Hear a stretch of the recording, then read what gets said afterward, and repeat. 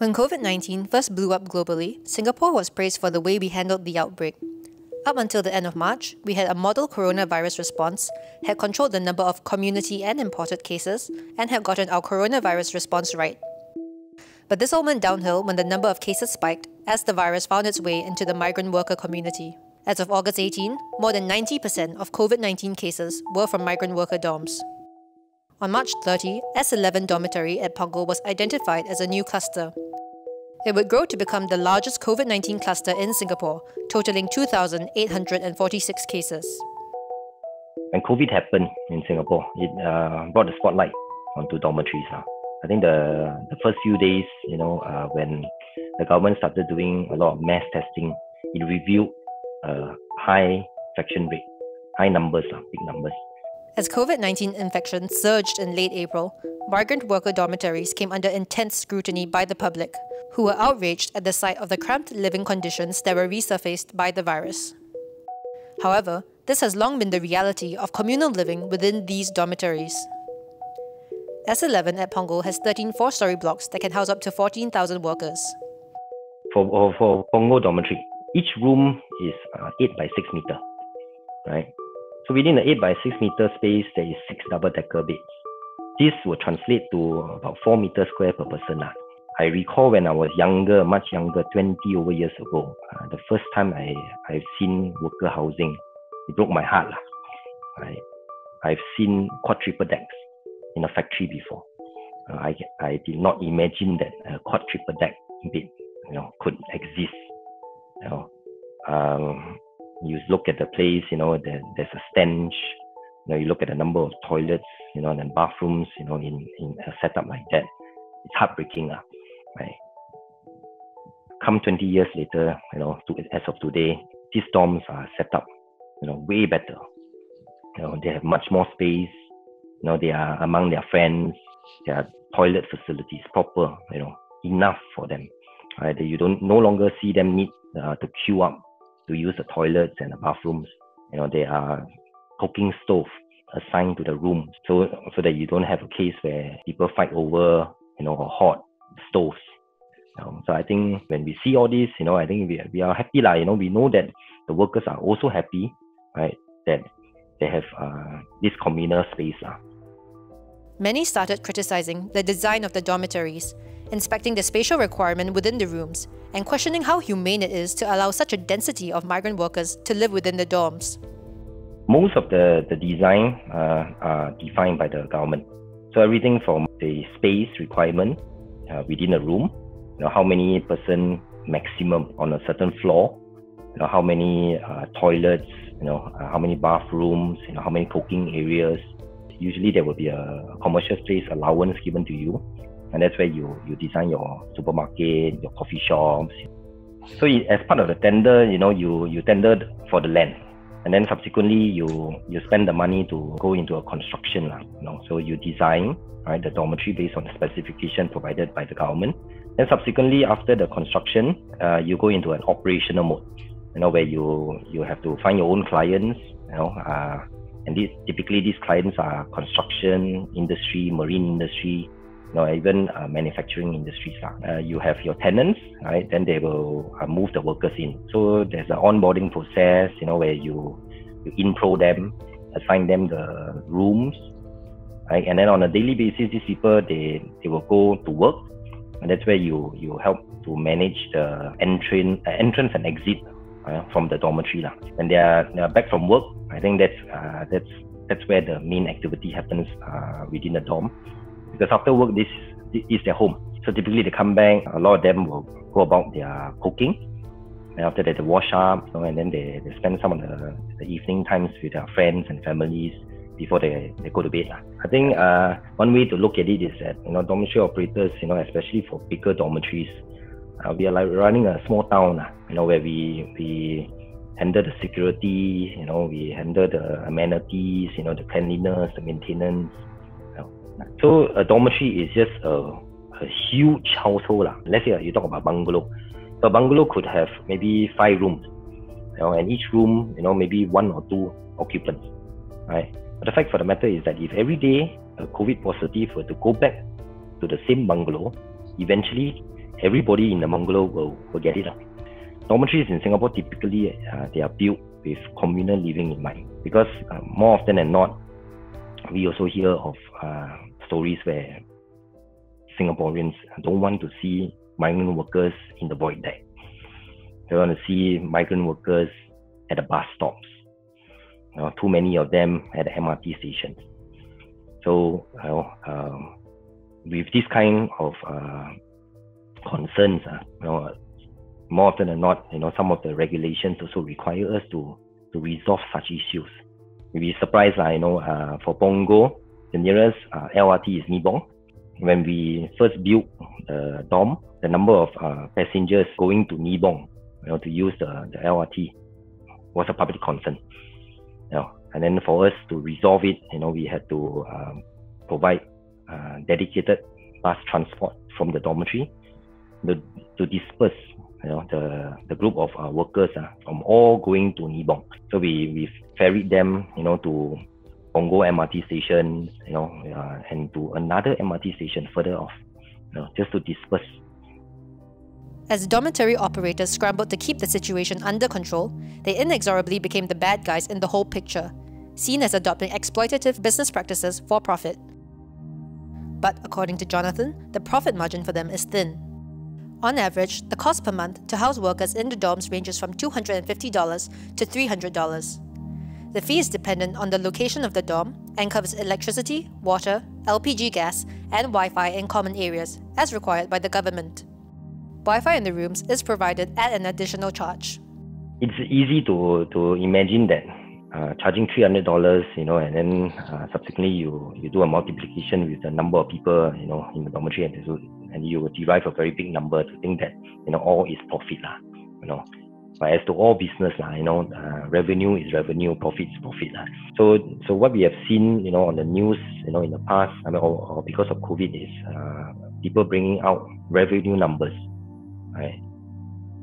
But the truth is that although the dormitory industry is not very big in the sense that the number of actual workers residing in dormitory is large, right? But the number of players within the dormitory industry is not that many. Competition for tendering of land, is still very competitive. So renter or land rent easily takes up 60 to 70% of revenue. So if you collect $1, basically 60 cents goes to the government straight off, for land rent. That excludes the cost of construction. So the cost of construction is something that you recover over a period of time. In terms of utilities can exist, anything between 20 to 30%, right? So everything else all in, right? So what's the biggest monthly expense in maintaining a dormitory? The biggest is definitely the land rent. Some of the older dorms, might have a land rent, about 40 to 50%. It's possible. When more players come into the market, I think when there are less land for dormitories, and then it becomes more competitive. What the COVID-19 outbreak has revealed is that the disconcerting living conditions of migrant workers is a persisting conundrum that has no easy solution. Cost is a key factor here. The lack of land space, the foreign worker levy that is necessary to regulate the number of foreign workers in Singapore, and a desire for affordable construction projects. We take, for example, a new worker that comes to Singapore. Currently, their gross salary per month is between 1,000 to 1,200. Government levy on top of that, made payable by companies, between 500 to 700-800. And then dormitory charge something like 300. So an average construction worker will cost the company 2,500. So although the government is trying to encourage more people, to take up such jobs, you can look at it as, this levy, cost and everything, is also to allow companies to say that, hey, since you're paying already 2,500, right, why not pay a Singaporean 2,500 to do construction work? That's one way to look at it, but unfortunately, I think construction work is not something that many Singaporeans would want to do. As for the living conditions in dormitories, not having communal living also means that construction costs will likely increase. There are some dorms that are ensuite. So when we call ensuite dorms, basically they're built like HDB, where you have attached toilets, attached cooking, right? And then you have a room foreign workers in Singapore is 300,000. If you were to build rooms, apartments like that for foreign workers, then what kind of costs are we talking about? And we know very well that at the end of the day, we need to strike a balance. We want the rooms to be comfortable, right? Safe. We also want the amenities to be sufficient. But we also need to strike the balance, with regards to cost. If we were to over-provision, then the cost of construction for such dormitories, will be very high. And as you know, all costs will trigger down to the last paymaster. You will see construction costs increase. Be it shopping centers, be it factories, be it warehouses, most importantly, our homes. We are in discussions with some of the government agencies, and then we are exploring some of these plans for new dorms. As of now, with some of these new ideas on how to potentially curb future pandemics or existing pandemic and future pandemics, right? I think this cost that we are talking about could translate to easily 100% more. That means twice, doubling, right? And if you imagine accommodation costs doubling, the trickle down effect, to the eventual HDB buyer could easily be something like 20-30%. There is also an issue of a general distaste towards foreigners by locals, which has added a complicated dimension into the picture. When I started constructing the dormitory in Punggol, we received feedbacks, so public feedback to the government agencies, that they are concerned, about why a dormitory is suddenly built off Punggol. So actually, Punggol dormitory location is not within the town, but it's about a kilometer away. So in terms of view, you can see the dormitory, right, in the nearby HDB estate. Subsequently, when they started building more HDB closer to the edge of Punggol, then the HDB owners there, the new HDB owners there, were also shocked to see that there was a dormitory over there, when we were actually already there operating for about 2-3 years now. Right. I think before COVID, nobody wanted to hear about dormitories. Nobody is interested to know that there is a dormitory near their homes. Right. Nobody also interested to know how foreign workers lived, worked. Right. Now you see too many of them in the bus. We hear of stories, right? On June 1, Lawrence Wong spoke about some of the arrangements that will be made to improve the standards of dormitories in the coming months and years. Some long-term arrangements will resolve issues such as the cramped living conditions, which was believed to be one of the reasons for the spread of COVID-19 among the foreign workers. These include living space of at least 6 square meters per resident, not including shared facilities. A maximum of 10 single-deck beds per room with 1 meter spacing between the beds. 1 toilet, bathroom and sink to every 5 beds. At least 15 sick bay beds per 1,000 bed spaces. An easy way to understand. Construction, we go by GFA, gross floor area. In the past, dormitories requires 4 meters square per worker. But of course, you have all your other areas where your corridors are involved, your car parks and whatnot. Right? But one easy way for you to understand is just to take 4 square meters square, you times the unit rate, and in future, it's going to be 6. We reckon that it will be construction costs, anything closer to 100%. If all things remain equal, if assuming the rental don't change, then what will happen is that land rent will have to reduce. Tenderers, will have to adjust it. Right? And the government will, of course, will also have to accept the lower tender price. Alternatively, another way to do it is you increase the tenure of the land. So what does it take to improve the living conditions of migrant workers? I think today, because of COVID, we understand that life in future will have to change, right? Even if a vaccine or cure comes out for COVID, I think after that, we cannot just simply go back to the way we are used to. I think the key thing here is to be able to reduce the density, create a bit more space.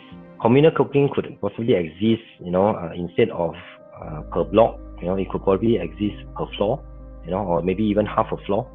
So such ideas, are definitely most welcome, and I think that it's definitely sufficient, or better, than whatever we have in our existing dormitories, and then still strike a good balance, in managing a situation like COVID.